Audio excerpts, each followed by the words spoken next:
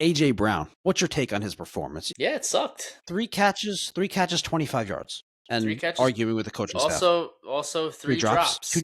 Yeah. Don't bitch. Like you can't bitch in the middle of the season that you're not getting the ball, and then you drop the ball 3 times in the playoffs when they really need you to catch it. Lights fade out on the city skyline. Two towns drowning in their headlines. Stats can't save us, hopes run dry.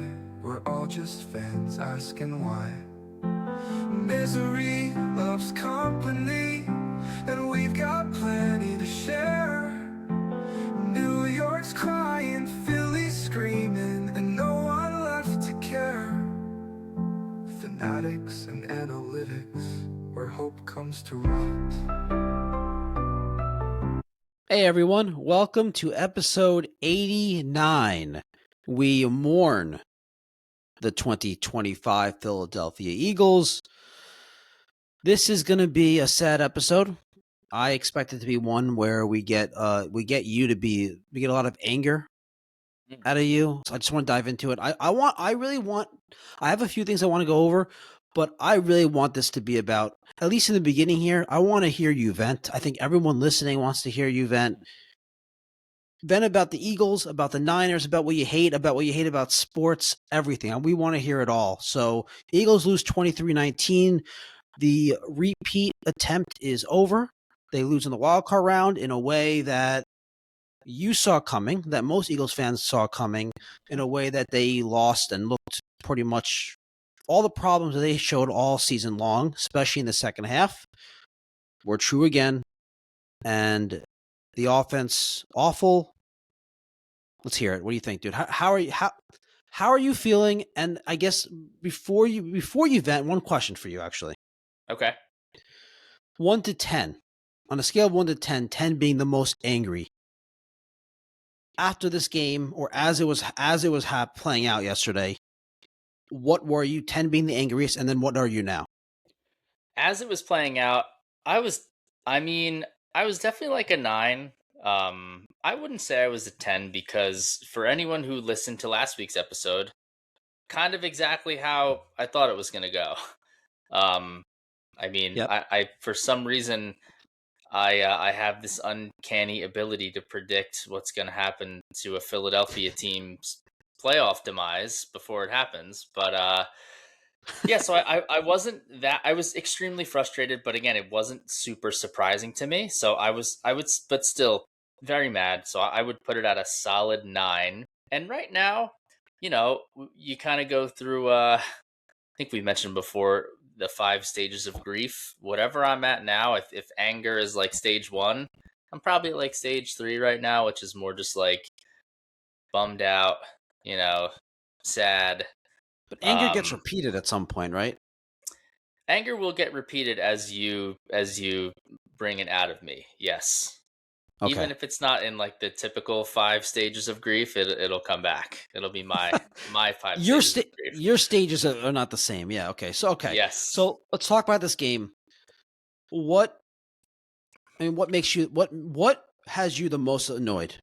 Like, if you had to give me a couple things, not just one, but give me a couple things that just when the more you think about it, like, really annoys you about this. Man, there's a lot. There's so much to say.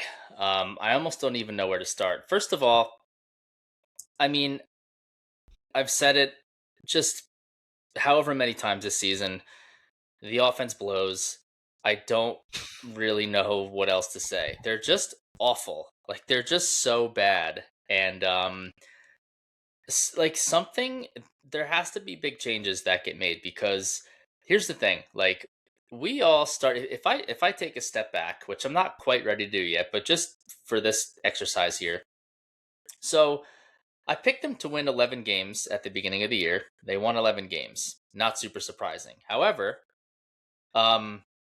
I think most Eagles fans were thinking that it was going to be the defense that took a step back, because they had a lot of new faces that were including a lot of young guys that were going to have to get plugged in and shuffled around and learn the defense and so on and so forth. The offense is the most expensive offense in the history of the NFL. They have 10 of 11 starters returning on offense. And there was one other significant change outside of that, and it was the offensive coordinator. And like the only silver lining that happened yesterday is that he will be fired, and he deserves to be fired. Kevin He did a Patullo. horrible job. Kevin Patullo did just a disaster class of coaching, and like it's not just me being unhinged. Like, dude, you go on. I know you're not up on like what's going on, dude. Twitter, like, just mocked the hell out of the Eagles all day, or all last night, all day today. All of the big national pundits are all just basically making fun of the Eagles, of Patullo, of the offense, of Sirianni, and like deservedly so. And I wonder how, like, I truly hope that they feel like deep shame and embarrassment because, like, all right, the offense wasn't that good. On some level, I wasn't really expecting them to be that good yesterday. But I talked myself into the 49ers backups. And like their backups on defense were so bad and they couldn't do anything against them. And I'm talking like Eric Kendricks, who was on his couch 3 weeks ago and hasn't been good since like 2018, was flying all over the field against this offense yesterday, and he made the game-winning play. Right, yeah. And it should be, they should feel so embarrassed. And it's like, again, it's not just me; it's all of the national guys whose job it is to break down film. They're all appalled about how bad the play calling was, how bad just the sequencing, the schemes, the routes, everything is so elementary and so basic. And it's like you juxtapose that. The last play of the game is 4th and 11, 4th and your season to go, down near the goal line. They call a timeout. They all get together. Sirianni, Patullo, Hurts. They get together on the sideline. They're looking at the play sheet. The play that they come up with is Dotson, Smith, Brown, and Dallas Goedert all lined up outside, respectively. And they all run go routes, which means all 4 of them went straight and did nothing else. There was no other concept in any of the routes. They all just ran straight. And that's the play that they came up with to save their season. And it didn't work. And he threw it into triple coverage. And it's like, how is that the play? Like, how on God's green earth is that the play that you came up with? And if you watch, and again, I'm not Mr. Film guy, but I can at least understand, like, the secondary was in a deep zone. So they literally just ran right into the coverage. They didn't do anything. They ran straight into the coverage.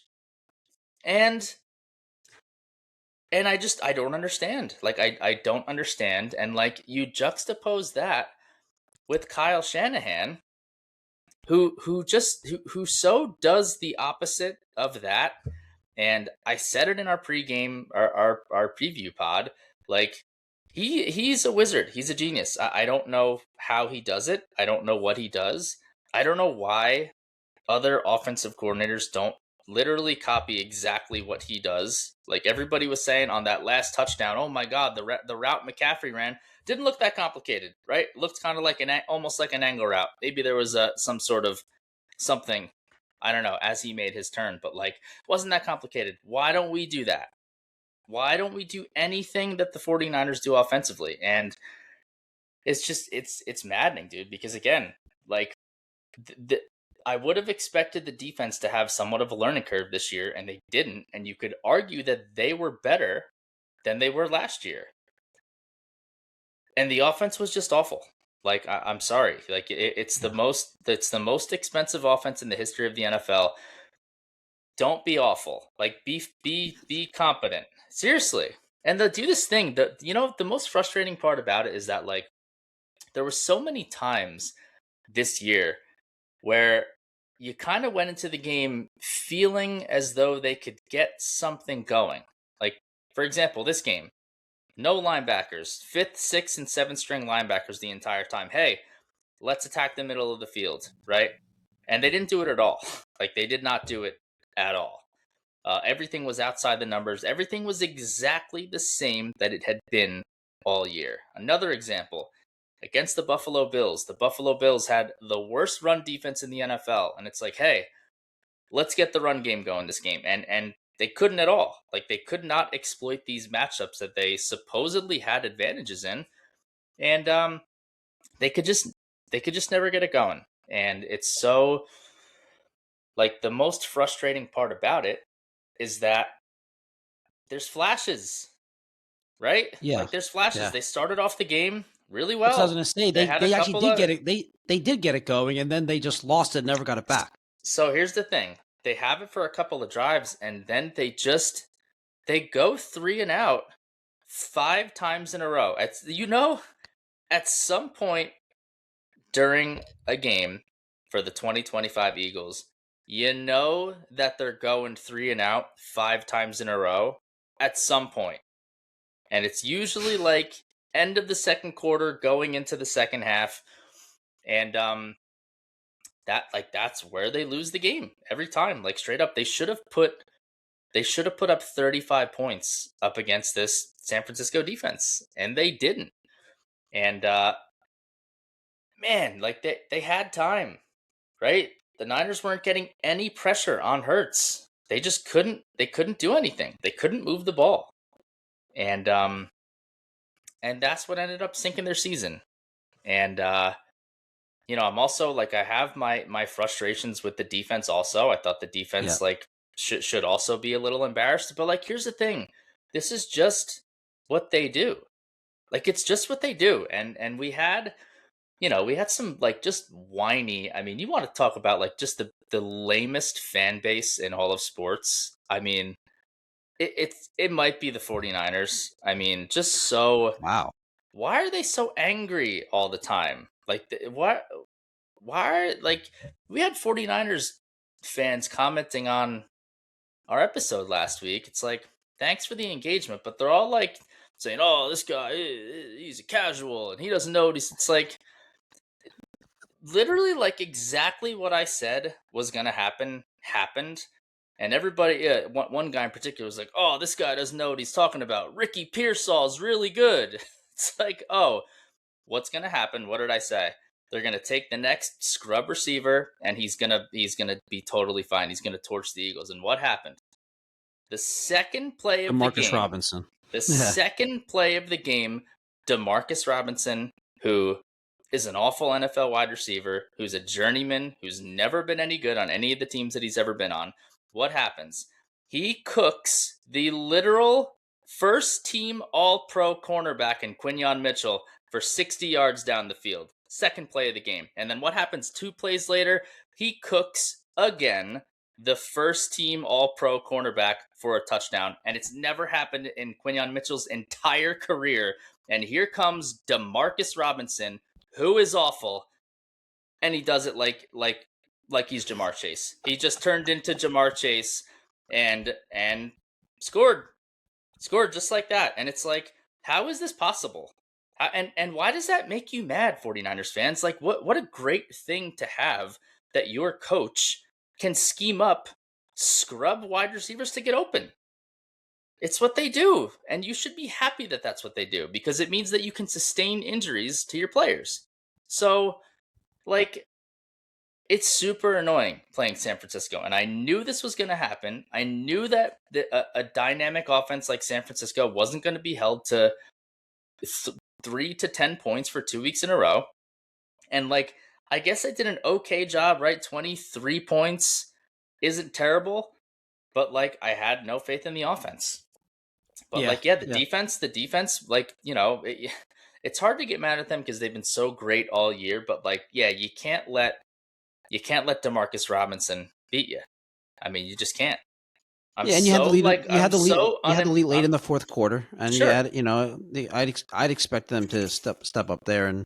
Right, that's it. You had to stop them one time, and like Juwan Jennings is just the best receiver now. He's just so good. And the best quarterback. And the too. best quarterback. And here's another thing. So I was watching. I was getting a lot of texts. Oh, so George Kittle goes down. George Kittle's, he's a good player. And the general sentiment around Eagles fans was, hey, like that's a break for the Eagles, right? Like now they won't have to deal with him. And I said, it's going to matter zero. Like they're going to be fine. And what happened? Like the next play, the fullback is running wide open, and there's no one within 30 yards of this fullback. Well, he's and not Kyle Juszczyk's not a regular fullback, but yeah. I don't care. I don't care what he is. You understand what I'm saying? Where, oh no, yeah. Kittle. Oh no, what are they gonna do? Kittle and Pearsall are out, and it's like, oh yeah, here's loser number 1 and loser number 2, and they're just gonna beat you anyway because it doesn't matter.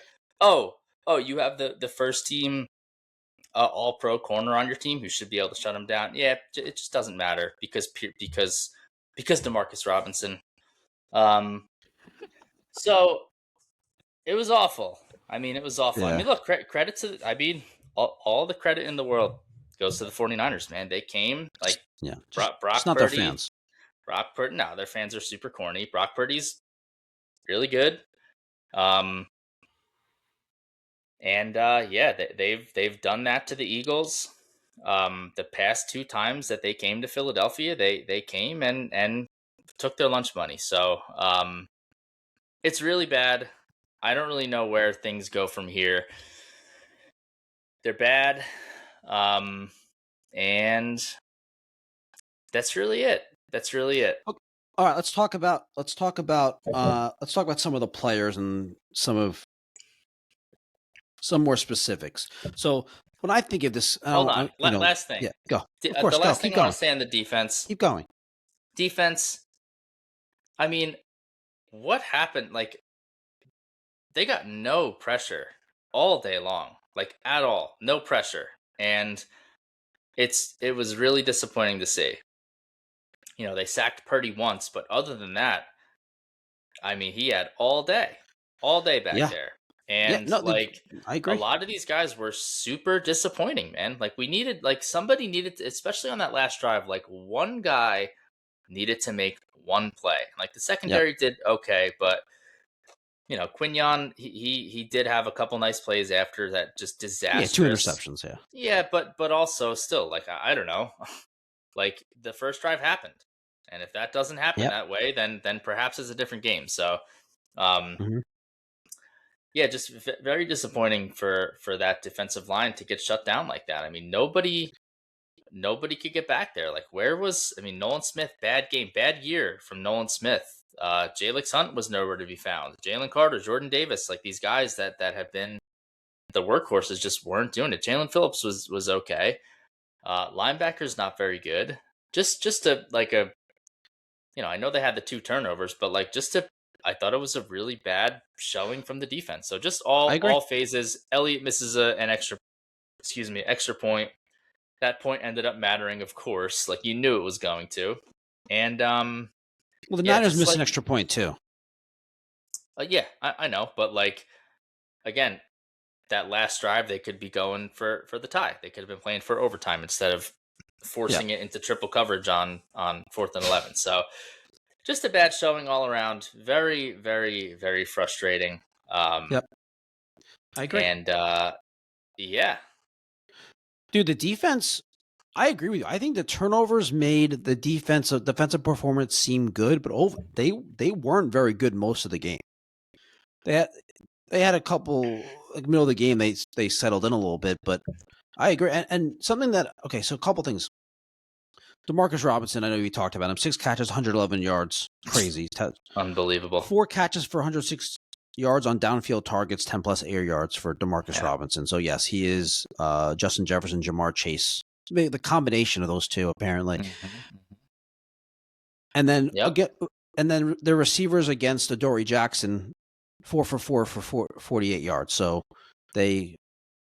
seems like they could have exploited that more, but pretty efficient against Adoree. So, which is not surprising. I mean, I know he's played pretty well on the stretch. He played pretty well the second half of the year, but not against Not against Juwan Jennings, man. Nobody could cover him. He's so good.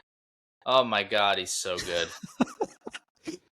Okay, AJ, talk about a good receiver, AJ Brown. Tell me, come on, what's your take on his performance? That must have bothered you, his performance. Yeah, it sucked. I mean, it was Three catches, 25 yards, and 3 catches, arguing also with the three, coaching staff. also Three 3 drops. drops. Yeah. Yep. Yep. And yeah, just like, I don't know, man.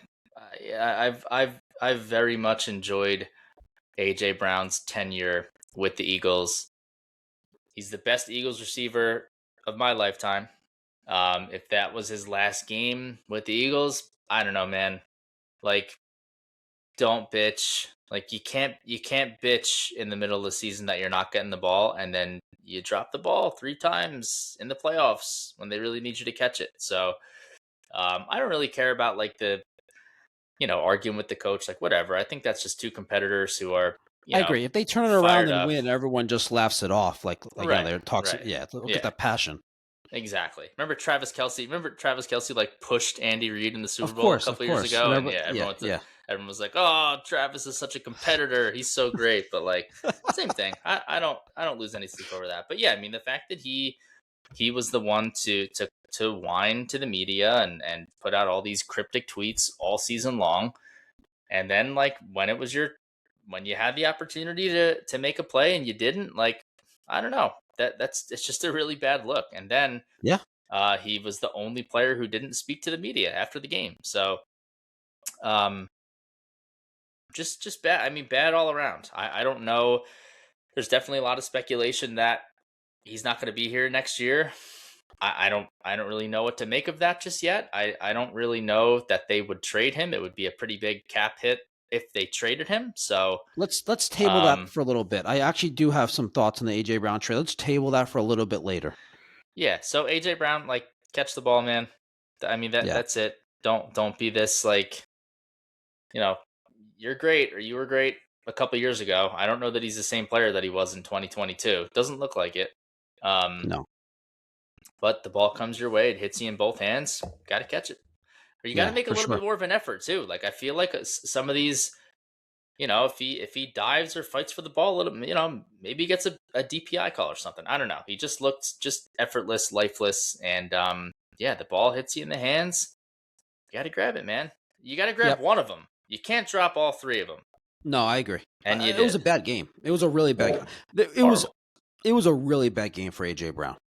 And I know the scheme's not good. We could talk about all that stuff, but like you said, you need to catch the ball because they're one big play away from winning that game. And you have their big wide. You're the number 1 wide receiver supposedly. He's not really their best receiver anymore, but his contract and his standing in the league says that he's the number 1 wide receiver. His complaining all year suggests that he thinks he's the number 1 wide receiver. So yeah, you got to step up and make plays. The other guy that I think that, as I'm watching this game, I believe I texted you, dude. I think I said, as this was happening, as the offense was going 3 and out, I was blaming Jalen Hurts more than the scheme. And it's not to say it's just Hurts. It's not a combination. But I thought Jalen Hurts was terrible in this game. I thought he was passive. I thought he showed no conviction throwing the ball. And some of this might be schemes, play calling, but why is he only running for 14 yards? I mean, I'm so glad you brought that up, because that was definitely one of the things I wanted to talk about. He did not run the ball like nearly enough this year. And like, I love Hurts. He's been a very good quarterback for the Eagles, but like he is a below average pocket passer. So when he is not using his legs to run the ball, he is not nearly as effective as he could be. So yeah, for sure, you take that element out, and he is a below average quarterback. He's a below average passer. He's not going to sit back in the pocket, survey the field, and play accordingly. Like, he's not. I agree. Not who he is, right? He's not. That's not his style. He's not Matt Stafford. So yeah, I thought, look, there was some speculation over the as the year was coming down to a close and they rested all the starters for the last week of the year, it was like, hey, it was almost like the Joel Embiid theory, right? Hey, let's rest him until we get to the playoffs, and once we get there, like we're gonna open everything up. And that's kind of what I thought that they would do, right? They wanted to keep him safe for the playoffs. They got their one home game, and he still just didn't run. He ran less. He ran less, and he had that one first down that got called back from a hold, which is another That's true. theme of the 2025 Eagles. But yeah, I don't. It's just so weird and odd as to why he wouldn't run the ball more. Like he's still Yeah. he's not reckless, right? Like he might have been a little bit earlier in his career, but he's not like Jackson Dart just throwing his head everywhere. Like he's gonna slide when he needs to. And it's such a crucial element that was missing from this team all season long, and it's like inexplicable. It's inexcusable for him not to do it. And who knows who that falls on, right? I would probably think it's coaching. Everything that that you've read and that you've heard about Jalen Hurts is that he will do whatever it takes to win the football game. So I don't know. I don't know why he stopped doing it. It makes no sense, other than the coaches don't want him to do it, or he doesn't want to get hurt. Like those are the two options, neither of which are very good. Yeah, I don't know which one, but I do agree that you take that element out of the Eagles offense and it makes them much easier to defend, and that was part of the problem for sure. Of course. That opens up things for Barkley last year, right? The threat of Jalen running, all that RPO stuff, like really opened up the field for Saquon last year. So it makes no sense. None. I agree, and I think overall, back to his passing though, 20 for 35, 168. You know what a CPOE is, completion percentage over expected? You know what it was?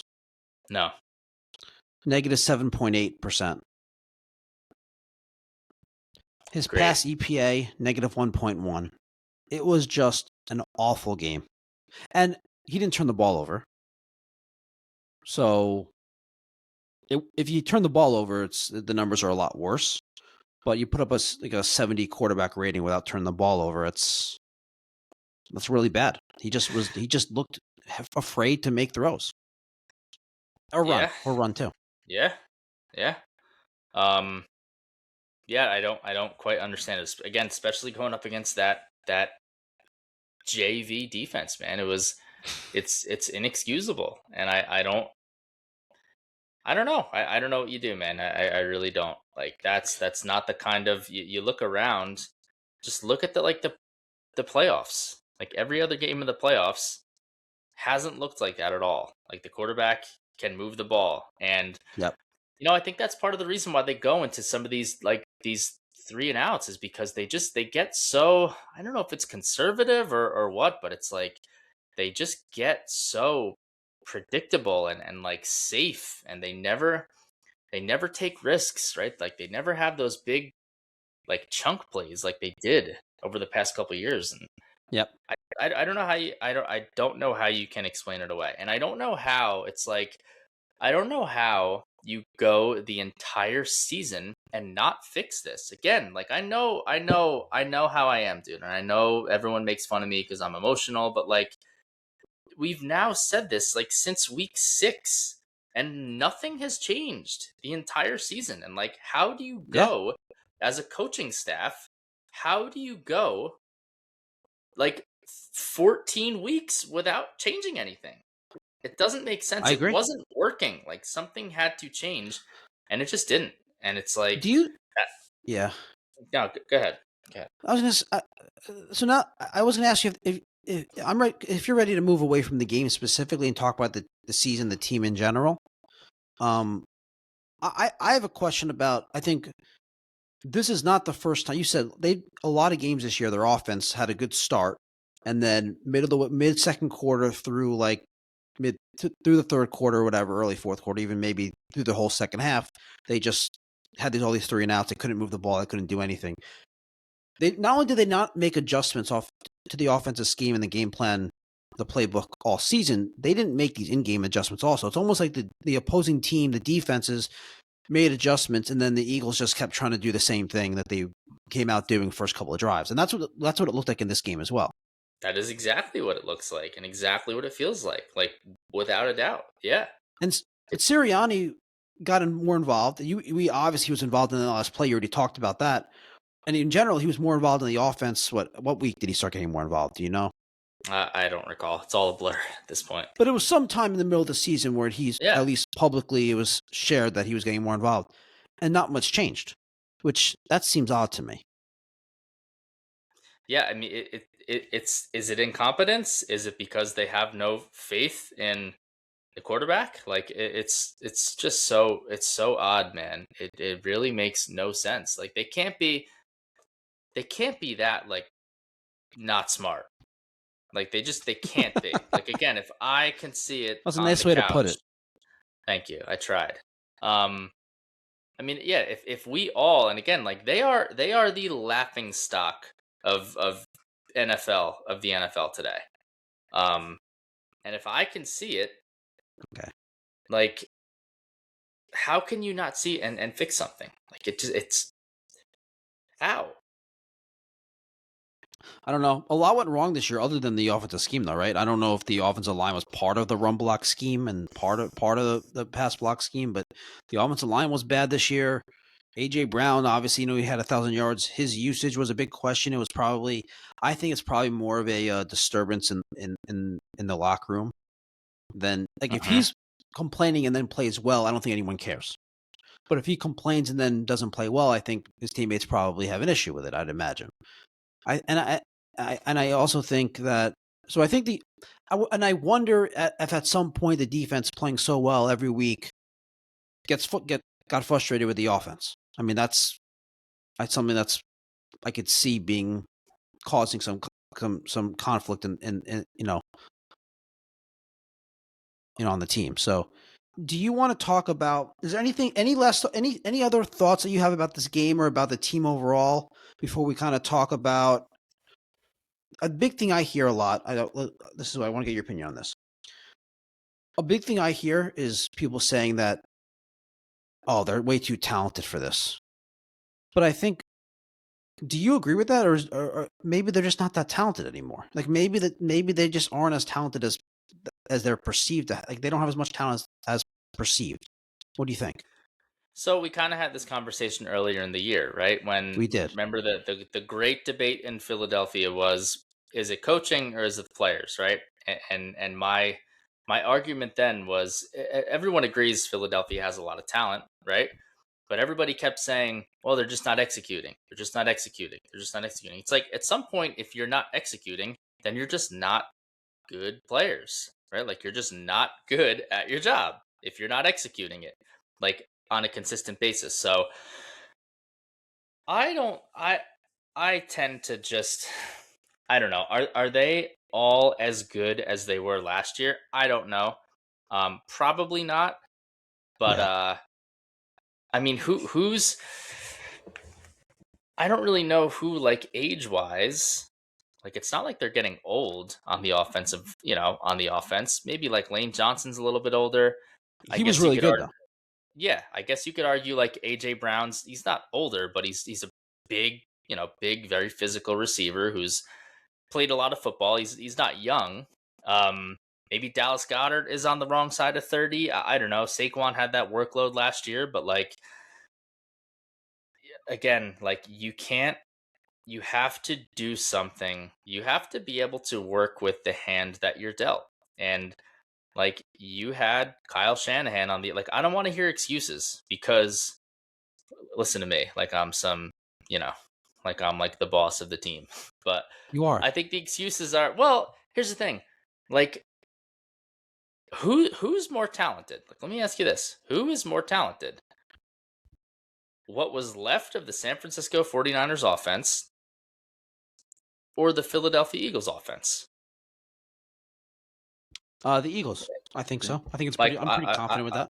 I would say it's by a long shot. So, and what did Shanahan do with that with that offense, with those guys, right? Like, sorry, this might make 49ers fans mad, but like, I think Devontae Smith is better than Demarcus Robinson. And I think AJ Brown is better than who the hell was it? Juwan Jennings. I'm not so sure about that part, honestly. I think that Dallas Goedert is better than whatever schmuck they had who filled in for George Kittle. Like this is all. These are true things. Purdy's I'm not so sure better than Hurts. I'm not sure about the Juwan Jennings things, but yes, overall, yes, stop, I agree. Stop. I mean, come on. AJ Brown. So that's the thing. Looks terrible. So if we're starting at, if that's what we're starting at, are they talented? Yeah, I think they are. They might not be as talented as years past, but like, figure it out. Like, if you know, that's the other thing. If you know that they're not as talented, if you know, hey, maybe a couple of these guys have lost a step, maybe they're not the same physically, then do something about it. Change something. Yeah. Let's talk about changing. Let me ask you some. I have some pending free agents, Eagles free agents, and I want you to tell me if you want to keep them, retain them, or let them go. Forgetting about, just assuming that they can figure out the cap. Ready? I have, what is it? 1, 2, 3, 4, 5, 6. The last one's kind of whatever. Anyway, ready? It doesn't have to be Ready. a quick answer. You can give your thoughts on each player. Nakobe Dean. Yes. Retain. I'd like to keep. Yes, retain. Okay. Reed Blankenship. Don't care. He took that terrible angle on the Demarcus Robinson touchdown. Mm-hmm. It was such a bad angle. Braden Mann. He went. Sorry. So. So Reed. What were you going to say about Blankenship? Yeah, I was going to say he totally left McCaffrey, and he shouldn't have. So, fine, like, good Eagle, serviceable. Like, fine at his job, but he's very much replaceable. Okay. So I wouldn't. What about Braden Mann? You got to keep Braden Mann. Yeah, he's great. He's a really good punter.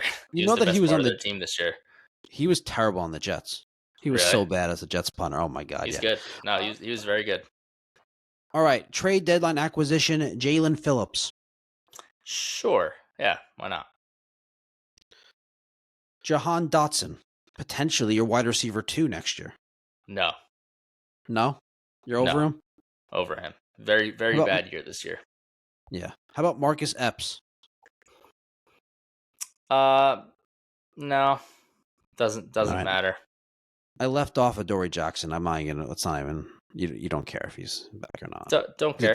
He's a depth piece. He's fine. Yeah. He's fine. Yeah. Okay. All right. Let's talk about the big change that you already said earlier on that they need to make. Everyone, I think pretty much everyone would pretty much agree. Obviously, with a few exceptions, the offensive coordinator Kevin Patullo must go. Right. It's not even a question.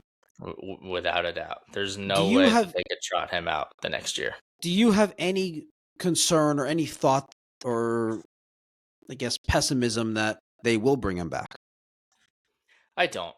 No, it's already been reported. I think maybe Schefter reported it today that I forget exactly what he said, but something along the lines of they're looking for like an experienced offensive mind, something like that. So great. I want to get into that. I also want to look up Schefter's tweet, though. Let me look up his tweet here. I'm assuming this was a tweet. I believe so. All right, let's see.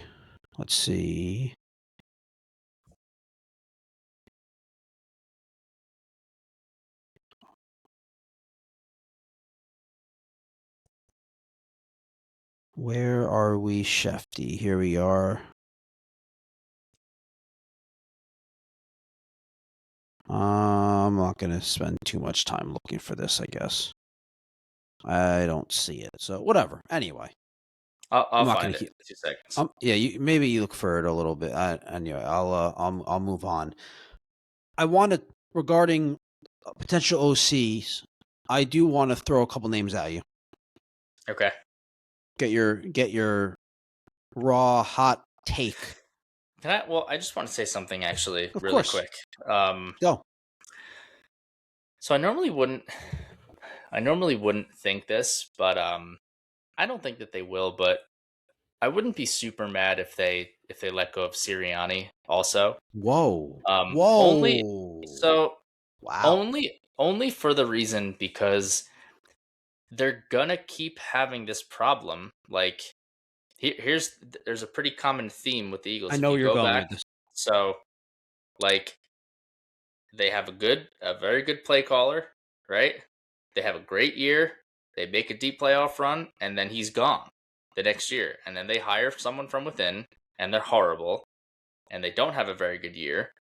And then the cycle keeps repeating. So, for the sake of not having to keep doing that, I don't know. If they could get like somebody who's a really good offensive mind in as their head coach and they don't have to worry about losing them every other year to another team who's going to take a head coaching job, it's something to consider. I don't think they'll do it, but Yeah. like there has I to hear be you. something like to, you know, like Vic Fangio, right?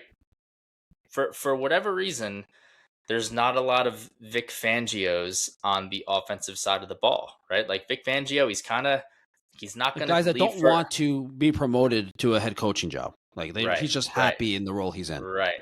Maybe Like they maybe they've been a head coach before at some point, and for whatever reason it didn't work out, and they went back to being a defensive. Like and they're just there cool with doesn't it. right. Like they're not. It's not this young up and comer who's like gunning for a head coaching job. Like Yeah. there aren't a lot of those on And all, offense. I mean, no. maybe like a Dayball or somebody, but like I don't know what's to say if he doesn't He get wants to another shot he at a wants to head be a head coach coaching. again. Right. Yeah, he wants to be a head That's what coach I again. mean. So Yeah. anyway, what were your options? It's an interesting point. All right, so a few OC ideas, and based on what you said, maybe even head coaching idea, depending on the guys. Oh no, I mean for OC, it's fine. Well, I know, but some of these guys could potentially be the head coach, that offensive-minded head coach. They're not moving on from Sirianni. You don't expect them to. I don't think you seriously want them to. It's just an idea that you have because it's like this is going to keep happening. Yeah, I don't want them to because I hate Sirianni. I just think it would benefit them in the long run to not have to go through this offensive coordinator turnover every year. But you just one thing on that. We don't want to spend too much time on this concept because it's not going to happen. But if you did move on from Sirianni from for an offensive minded head coach, you're taking a big risk because a lot of these offensive minded head coaches are really good at offensive coordinating or offensive play calling, and as a head coach running the entire team, running basically the organization, they're really bad. So that's like the risk. Like the floor of the team completely falls, as opposed to even with the offense struggling this year, they won 11 games. They're still a very good team. Anyway, potential offensive coordinator candidates for the Eagles to replace your boy Kevin Patullo. Okay. Former head coach, currently looking for a new head coaching job, interviewing, maybe not get one though. Mike McDaniel. I think that'd be fine. But he'll probably have a good year with the Eagles and then get another head coaching job, and we'd be right back to where we started. So yes, he's interviewing for head coaching jobs right now. So it would either be, if he doesn't get it, he sells for an OC job, kind of builds his reputation back up, and then goes and gets a head coaching job next offseason. So yeah, but at least you have a really good offensive mind play calling for a season, which would be, I think that'd be I think as an offensive coordinator, he's probably among the best options. Yeah, for sure. But yeah, you run into that concern. All right, former Eagles coach Frank Reich. I don't know how I feel about that. He was the offensive coordinator when they won the Super Bowl in 2017 under Doug Peterson. But he didn't call plays, so I don't really know how he would do. Doug Peterson called the plays for that team. How about Doug Peterson? That would probably be. Dude, I would take anybody, over Patullo. That wasn't on my list, but you saying that made me think like. That would weird just dynamic. Be weird. It weird would dynamic. be weird. Yeah. I Okay. wish that they should have brought him. They should have brought a Frank Reich or a Doug Peterson in this past season as just like a consultant or something. I don't know, but yeah, Yeah. probably not like my first choice, but sure, yeah, why not? All right. I think I have a good one here. You must remember this guy. He's currently Hmm. the Chargers passing game coordinator. Hmm. He's a former Eagles offensive assistant, Marcus Brady. Do you recall him on the staff? It was No, like no, 2023 or something. He's one of the assistants on the offensive staff. Doesn't ring a bell. No. Okay. He is one of the hot offensive coordinator candidates in the NFL right now. Like, he's going to get promoted to an OC job after having a lot of success or being highly regarded as the passing game coordinator for the Chargers. Okay. All right. I got one more for you. I'm not sure how to pronounce this guy's name. I'm probably not going to pronounce it correctly. Nate Scheelhaas. Don't know who that is. He is the Rams passing game specialist. He was interviewed by the Eagles in 2023 for the OC job. Former offensive coordinator for Matt Campbell at Iowa State, who is a friend. Matt Campbell's a friend of Nick Sirianni. Interesting. No Cliff Kingsbury on your list? Is he going to take an OC job? Is he going to be a head coach? I thought he was going to be. I thought it's like a pretty almost a lock for a head coaching job. Oh, I don't know. I mean, he got fired by Washington, so yeah, I thought he was viewed as like he's going to get another head coaching job. Maybe. But anyway, yeah, let's include him. What do you think? Sure. Yeah. Again, it can't get worse than Patullo. I would take Brian Johnson back. Like, bring him back. No, be way better. Come on. But you want someone that's going to be good. You don't want someone who's just better than terrible. That's true. So where would Kingsbury fall among the guys I mentioned? I know you don't really know Marcus Brady or Nate Scheelhaas, so I'm assuming you'd rather have Kingsbury than Frank Reich. So yeah, he'd probably be number 2 on that list behind McDaniel.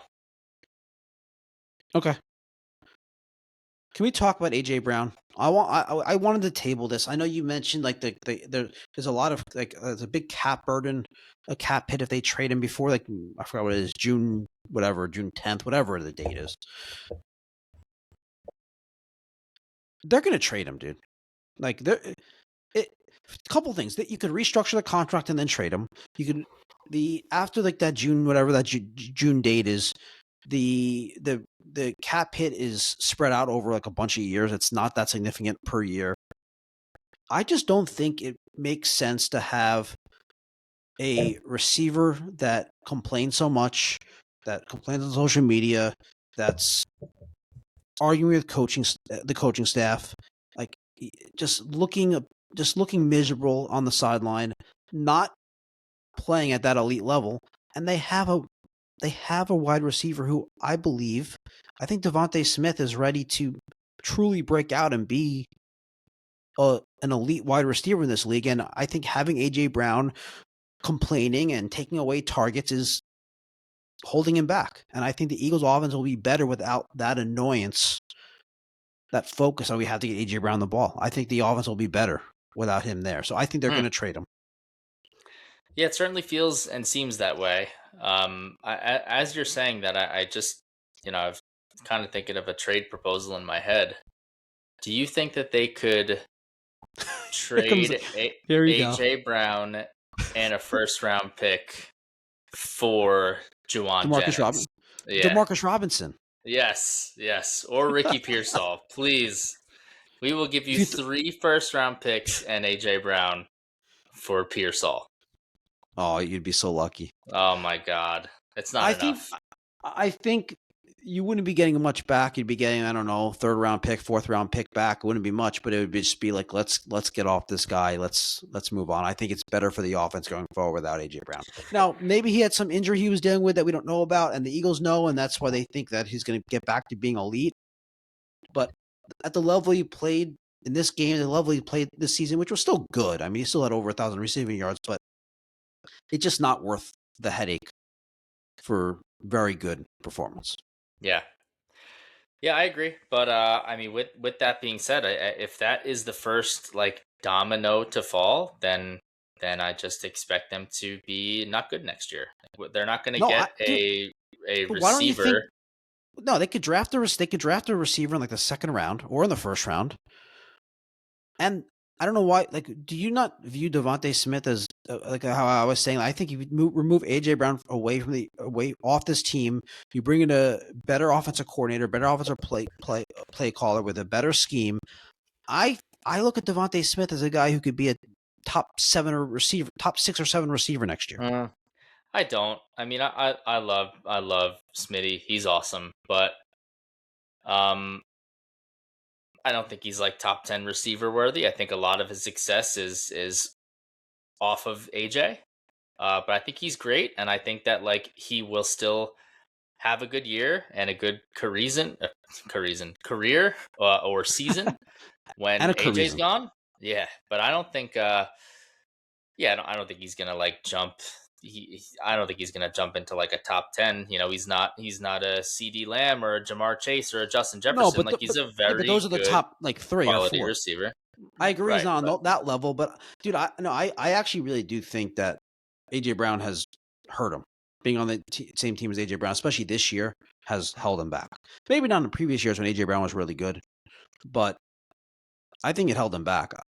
I especially if they were able to get like a Mike McDaniel type, maybe not him specifically, but look what these type of offensive minds do with like Jalen Waddle and like they turn these receivers have amazing seasons, even if they're not, one of the, five or seven best receivers in the league. They have a like that kind of season. yeah, I don't know. Maybe I think I just think once the AJ Brown, like I said, domino falls, I just don't think that they're going to be very good on offense. So you don't want them to trade AJ Brown. I don't know. I'm indifferent about it. I guess to kind of go like big picture. Yeah, I very much expect them to take a really big step back next year, both offensively and defensively. I think the AJ Brown thing is going to be like really big. I think whatever they get back for him is like not going to be. It's not going to be much. It's not going to be much, and I don't think that they're going to be able to replace him with anyone of any substance, anyone that's going to be noteworthy. They're also losing Dotson, like you said before, so they're going to need to fill 2 receiver positions. Goddard's going to be a free agent. He's getting older. Offensive line wasn't very good. Is Lane Johnson going to retire? Can the quarterback play the quarterback position anymore? I just think there's a lot of question marks on the offense going into next year, and yeah, I don't really think that they're going to do very well. There's too many question marks to be built. Like, I don't know. I think that there's just way too many question marks going into next season, coming off of a year that they were already really bad. So, but you trust Howie Roseman, even if it's not for this season in general. yeah. So that's the good thing is that like they typically, and like also like the defense also just has a lot of question marks, and I don't think it's fair for people to expect Fangio to just keep putting out these otherworldly defenses every single year. Plus, I think the division's going to be much better next year, and they're going to have a hard schedule. Like they're really, I really don't think they're going to do well next year. But the good news is that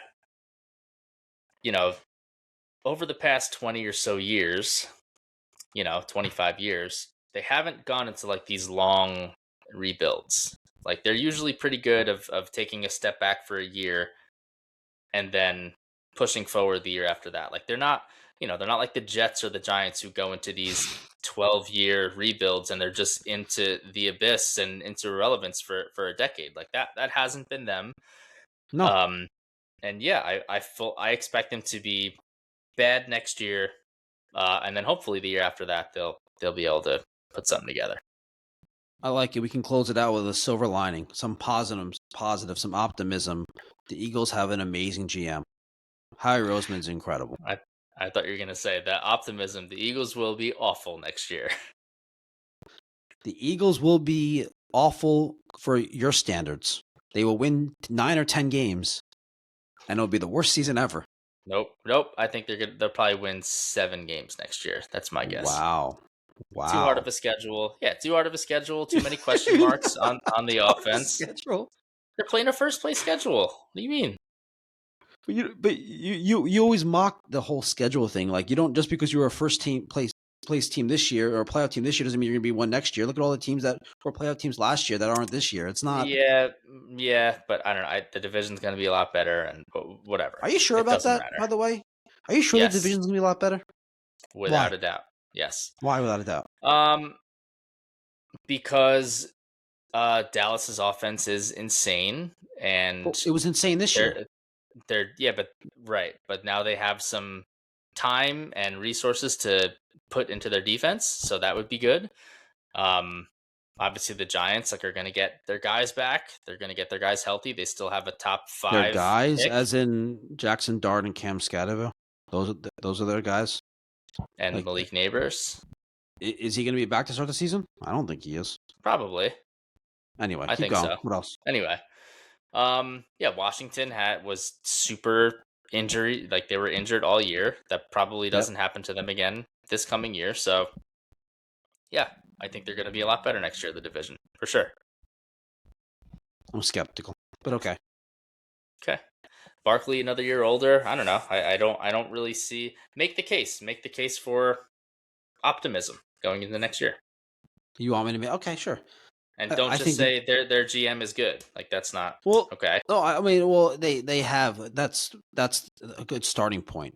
Is you have a team a defense that's been very good. You have a really good defensive coordinator. You have a head coach that's had a lot of success in the NFL. You have a quarterback who is, despite being flawed, he's still above league average.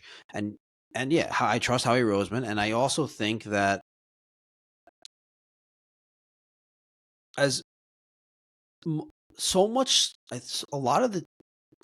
on offense, so much went wrong this year.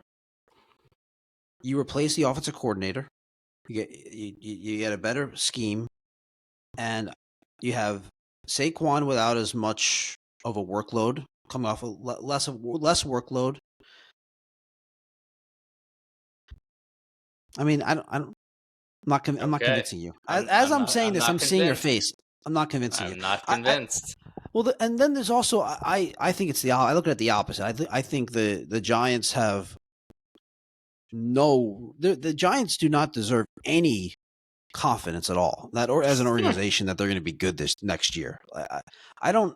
They have a good young quarterback. Yes.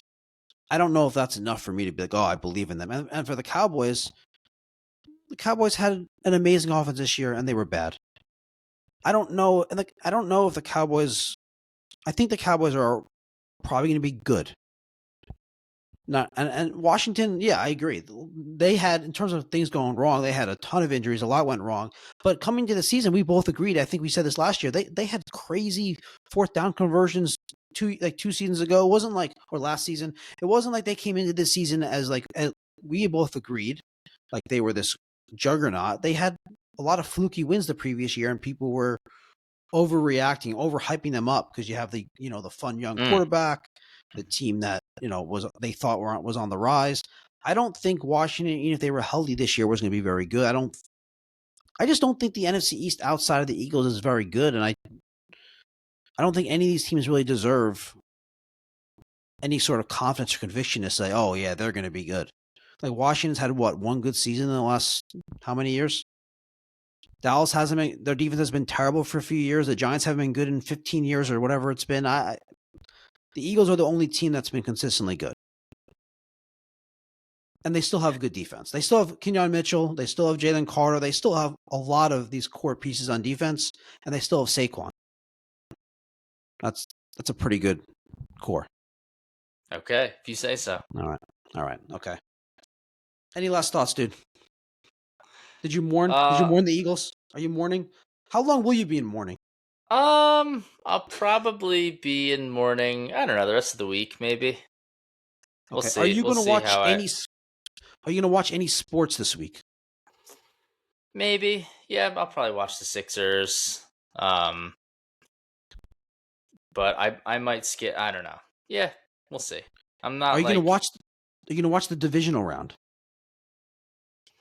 I don't know. Probably. I'll probably put it on. Who are you rooting for in the playoffs now? This will be a fun. I know you don't care, but should we? You want to pick a team for the podcast to root for? Well, can I tell you who I'm rooting against? Can we root against a couple of teams? Can we count to 3 and say the team that we want to win at this point? To win the Super Bowl? Yeah. Ready? All right. You ready? Yep. 1, 2, 3. Seahawks. Bears. Nice. Yeah. Wow. That'd be fun. Yeah. All right, so who are you rooting against? You're rooting against the 49ers, obviously. Mm-hmm. How dare they beat the Eagles? You could probably guess the team. I'm rooting very Rams, hard against. You're rooting against the Rams. Yes. You know me so well. There's one other team that I really don't want to win, but anyone else who wins, I'd be totally fine with. The Niners, the Rams. Give me a second. I'm gonna get this. Gonna get this. Who else is even the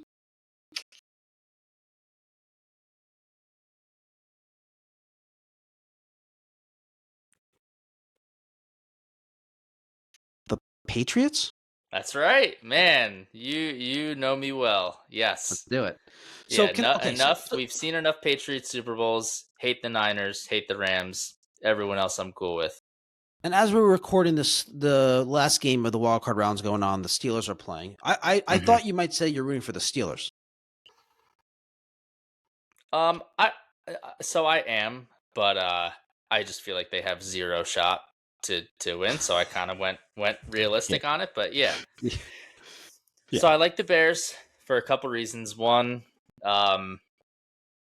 as you know, I lived in Chicago for a year. I went to a couple of Bears games, and I have some good, good friends back in Chicago that are Bears fans. But the main reason is because they have a lot of former Eagles on their team, so that's why I'm rooting for them. That's a good reason. Yeah. In the AFC, I feel like you, other than the Steelers, you'd probably be rooting for the Bills. I feel like you actually like Josh Allen. He's okay. I mean, you know me. I kind of always root against the person that everyone else is rooting for. But is everybody else rooting for him? Oh yeah, without a doubt, and for good reason. But I do like the long suffering fan base, and I think it would be cool just for their fans if they won a Super Bowl. I think that would be fun. Speaking of the long suffering fan base, that's cool if they win. I agree with you on the Patriots. Like this is like, are we like as a fan base? Can you really do? You had this dynasty. You can't even be bad for like more than 3 years. I know. Now you're all of a sudden like the best team again. Unbelievable, dude. Unbelievable, man. Yeah. Well, listen, they don't accept mediocrity up in New England, man. This is New England, and we demand our team gets back to the Super Bowl. Yeah, they do. All right. Well, what did you think? Hold season. on. What did you think of the? Did you see the clip of the Jaguars reporter? No. What happened? So obviously the Jaguars lose a heartbreaker. They're up. They lose in the final seconds of the game. And great season for Jacksonville. And the coach, what's his name? Liam Cohen. Yep. He was pretty upset at the podium. And one of the reporters in Jacksonville, I mean, your head's going to spin when I tell you this. So he was upset, and it sounded like a older woman. You can't see the reporters asking the questions. You could just see the coach at the podium. And Liam Cohen is very upset. And she basically said something along the lines of like, hey, coach, like, you hold your head high. You did a fantastic job this year. Like, you have something to be proud of, and you're going to be back next year. And it was cool. It was cute. He was just saying, like, you could tell he was, like, starting to tear up. And he was saying, like, thank you, man. Thank you. I really appreciate it. Thank you. But does it have to be said? I mean, if this was New York and you just lost a playoff game, that reporter home. would be rushed out of town.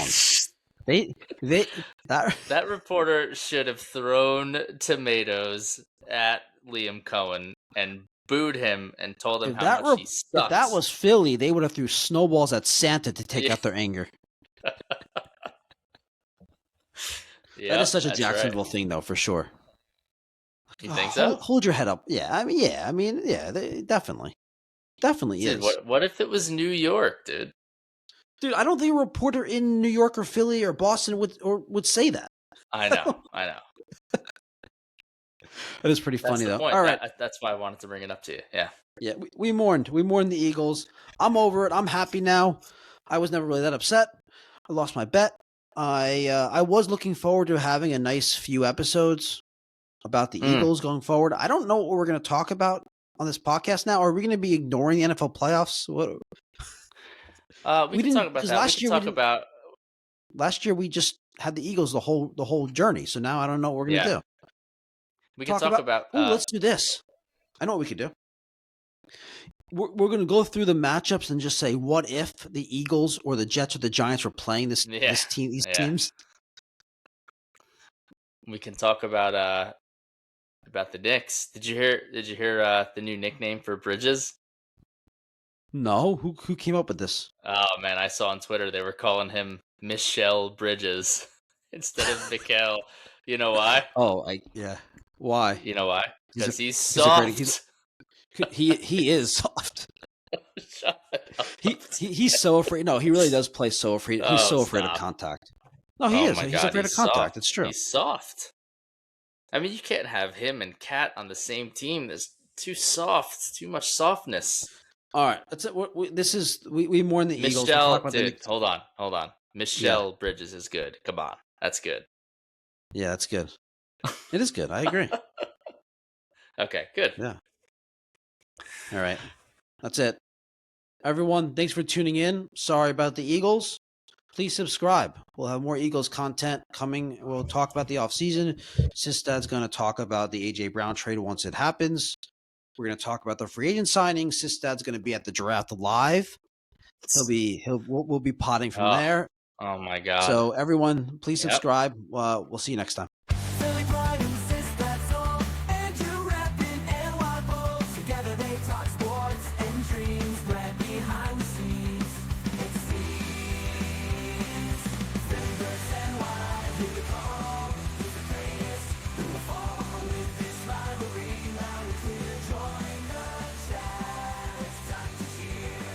Sports and culture all in one. Catch the fire, feel the fun. Andrew Sistad, Brad unite.